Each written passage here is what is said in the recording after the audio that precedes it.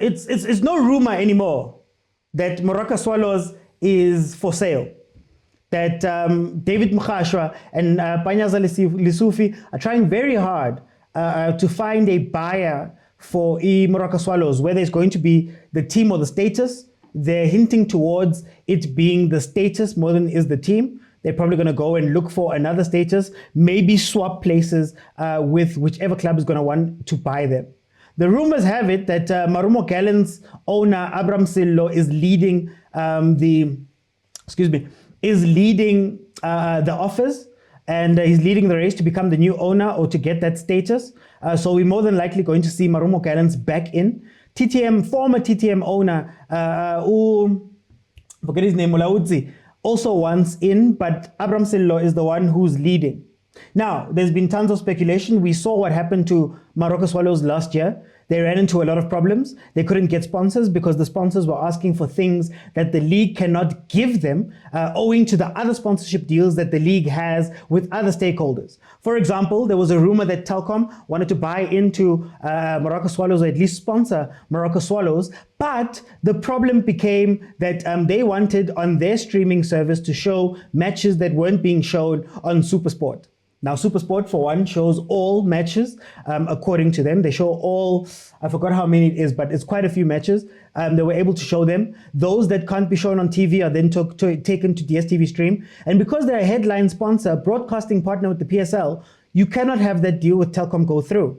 Similarly, there was a rumor that Gold Rush, the betting company, had also come in and asked for information. So part of the deal that they were going to have with Moroka Swallows was going to be more in-depth information in terms of statistics, in terms of all of these different type of things, which at the moment, the PSL doesn't have a betting sponsor, but they can't allow another sponsor who's not directly sponsoring the league to have access to that information. Because of course, you know how it plays out.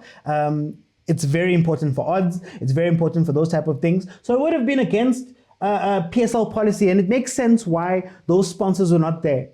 Moroka Swallows also signed a deal with Drip Sportif, Lekau Suhana's company, in order for them to be the technical sponsor in terms of kits. I don't know if that deal would have been financially viable. I think it's more of a give and a take. You're trying to support a new business coming up. So I doubt you're getting the type of monies that are Chiefs, that are Pirates, that are Sundowns, or any of the other teams that have steady sponsors would be getting. So no money's coming in from that side. They decided then to start revamping the team, bringing in new players, trying to build and make a strong team and do all of those fancy things throughout the season. They also announced Coach Steve Kompela, who came in from Mamelodi Sundowns, and I don't believe he is cheap, right? And some of us questioned very early whether Moroka Swallows would be able to carry this burden. It ended up playing out that later on, when they got into halfway through the season, in the December period, they couldn't pay players' salaries. They had to let go of a lot of players. They had to sign a lot of players on cut price. Coach Steve Kompela also left Moroka Swallows, and went to go join Golden Arrows. That is where he is right now. So they had a lot of problems, and now we see that they had to sell the club.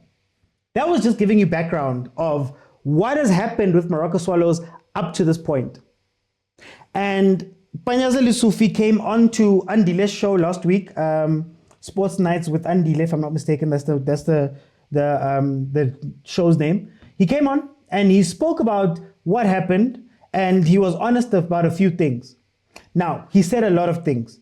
He spoke about how fans not coming to the stadium is an issue. He spoke about how there was an average attendance of 57 or 71. He spoke about how people renting out the stadium and doing all of that stuff costs money, and kind of alluded to putting it on the fans' doorstep, that you guys didn't support us enough for us to be able to do what we needed to do in the back.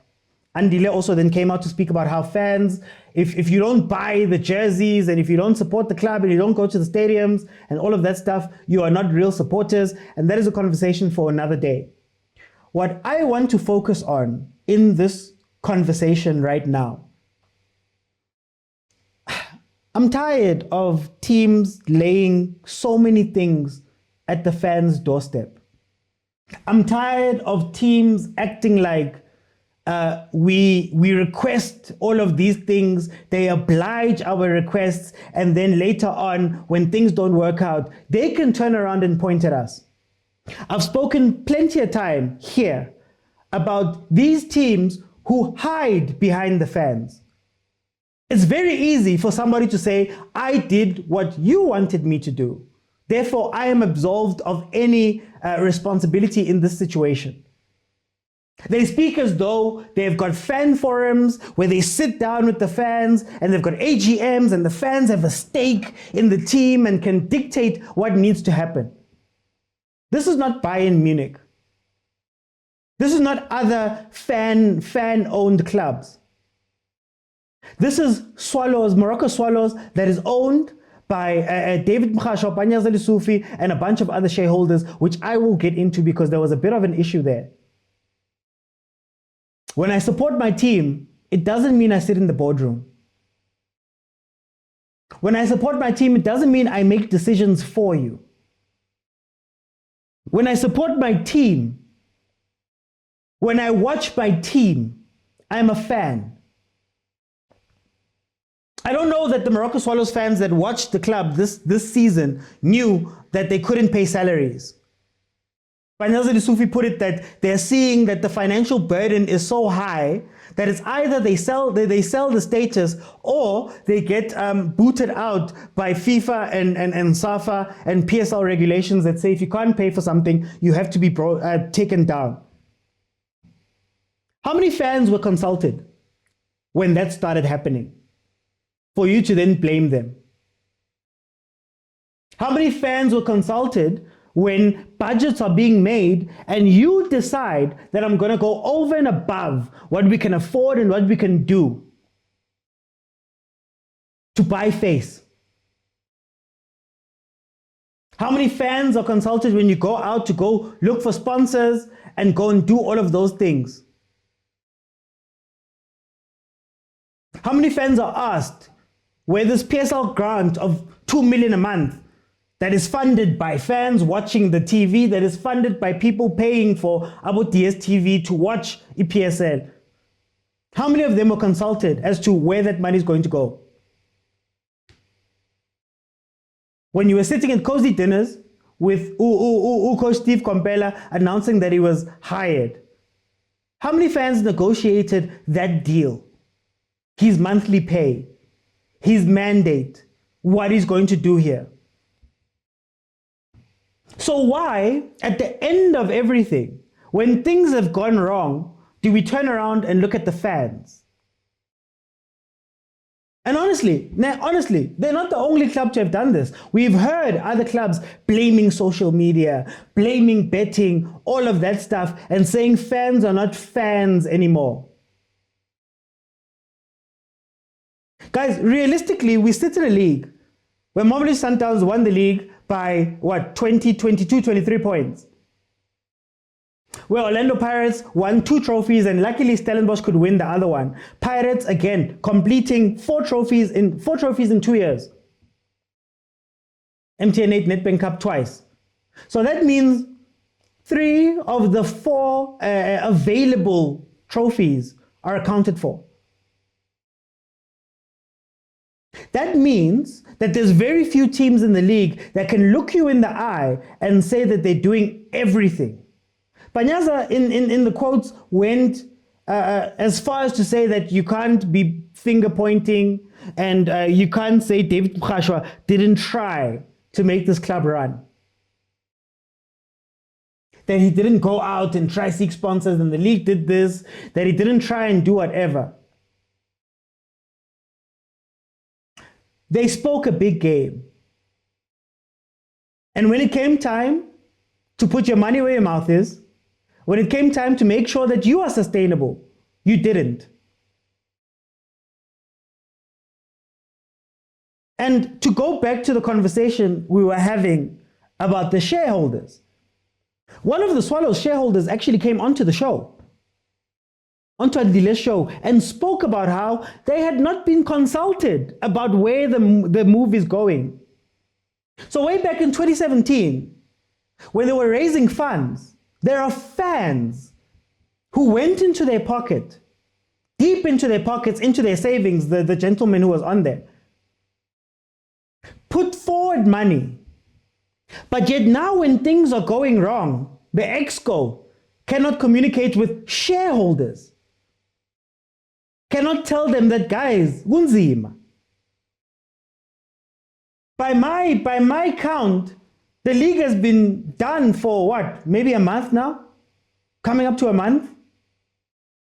So you are telling me that from the moment there were problems to the end of the season to now post-season, you had not even spoken to your shareholders.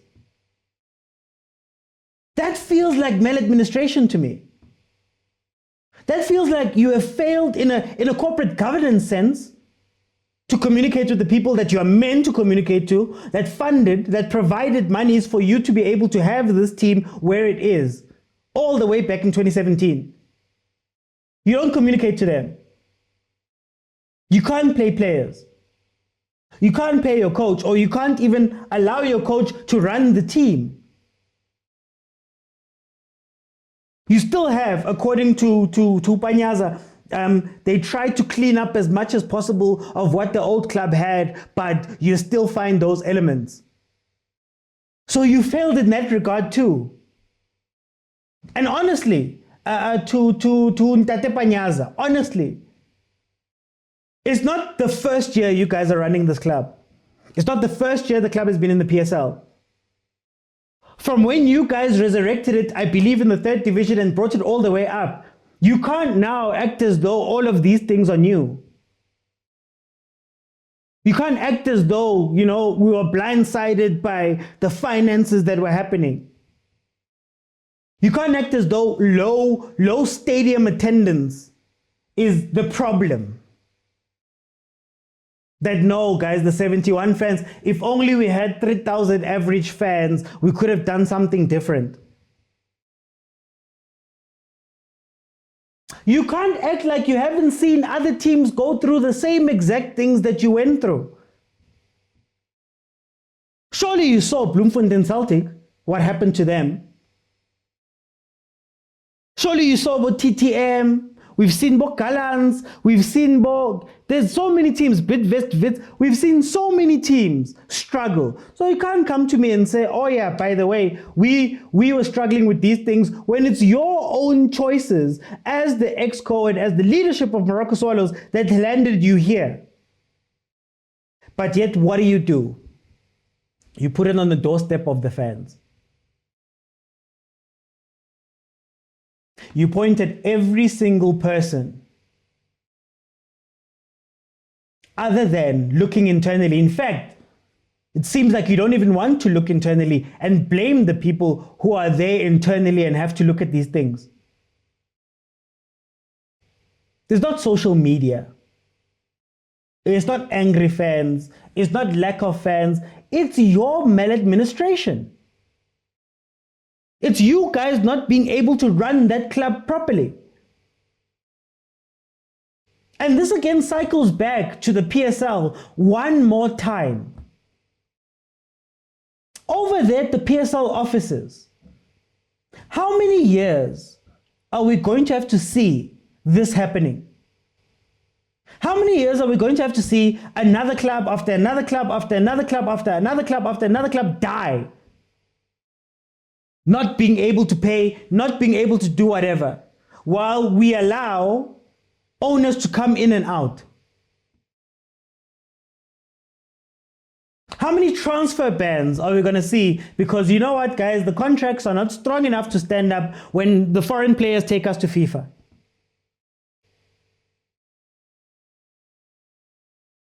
How many issues are going to persist in this league before you step in and make sure that the owners can run the clubs?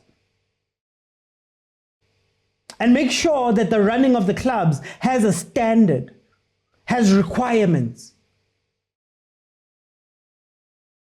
Because what we're watching here, guys, they had to forfeit 2 games. in December. I believe it was Golden Arrows and Mamelodi Sundowns. They had to forfeit 2 games over payment issues. Then they came out and gave us a story. Now they're selling the club. Same Shandis, what TTM. So at what point, PSL as a whole, do you start taking this ownership thing seriously? At what point do you start taking the growth of teams seriously? That we need to find people or set standards and requirements that make it clear that not only will you be expected to maintain what the club is doing, you have to go further. That it falls on you to go and get fans. That it falls on you to do outreaches. It falls on you to go and create those relationships. What is the Moroka Swallows fan membership like? Maybe there's people who support Swallows. What is the membership like? What are the benefits? Do they listen to fans? Do you talk to your fans? Do you outreach to your fans? If you're going to complain about 71 people in the stadium, what forces me? What makes me get up out of bed to go and watch your team? To feel closer to that team. They did all the nice stuff. Yeah, it was Swallows FC for a very long time because they wanted to separate the identity. Chigi, now it's Moroka Swallows again. Just last year. Now it's gone. Do your jobs, guys. Do your jobs. And if there's people that are not working within your clubs, move them. And if your budget doesn't allow you to be a star in the league, okay, go for your top 8 with what you have and build from there. But don't come and blame fans and try and make it seem as though we are the ones, we are the ones that are doing this and that and that. I really did not like that. Especially when you're saying, yeah, I don't want to point any fingers at anybody. Our clubs need to be run better. Our clubs need to do more. Frankly. More than they're doing. Do you know why you're struggling to get sponsorships? What would a sponsor most of our teams for? You can't give me a captive audience. So you can't even guarantee me that in Dobsonville, if I come in, I'm going to get a return. You can't give me quality players where you can say, okay, you know what, at least I can put my name behind this person and I know they're going to perform throughout the season.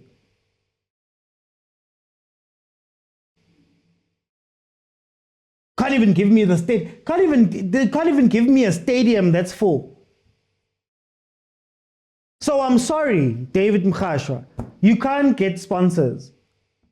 What are they going to sponsor? Fans won't come to the stadium. What am I coming to watch? If we're being honest.